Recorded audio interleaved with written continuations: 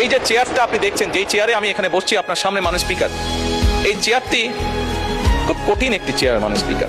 এই চেয়ারটি দেখলে মনে হয় বসতে খুব আরাম, আসলে মাননীয় স্পিকার মোটেও আরামের না। এই চেয়ারটিতে বসলে মাননীয় স্পিকার প্রতি মুহূর্তে মনে হয় যে আগুনের তপ্ত হিট আসছে মাননীয় স্পিকার। আসার কিছু নেই, আমি যা ফিল করি আমি আপনাদেরকে তাই বলছি। মাননীয় স্পিকার, এই চেয়ারের থেকে উঠে দাঁড়িয়ে আপনার সামনে বক্তব্যে আমি হয়তো অনেক পপুলার কথা বলতে পারতাম, যেটাতে আরো অনেক বেশি তালি হতো মাননীয় স্পিকার। কিন্তু এই চেয়ার আমাকে বলে যে আমি সবসময় পপুলার কথা বলতে পারি না। একজন রাজনীতিবিদ হিসাবে আমারও তো ইচ্ছা করে পপুলার কথা বলতে, যাতে জোরে জোরে তালি পায়।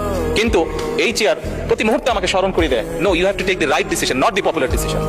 এই সংসদের এই সবুজ চেয়ারে যারা বসে আছেন, আমি মনে করি আজকে বোধহয় আমাদেরকে সিদ্ধান্ত নিতে হবে যে আসুন আমরা পপুলার ডিসিশনে আলাপ করব না, আমরা আলাপ করব সঠিক ডিসিশনের ব্যাপারে, রাইট ডিসিশনের ব্যাপারে।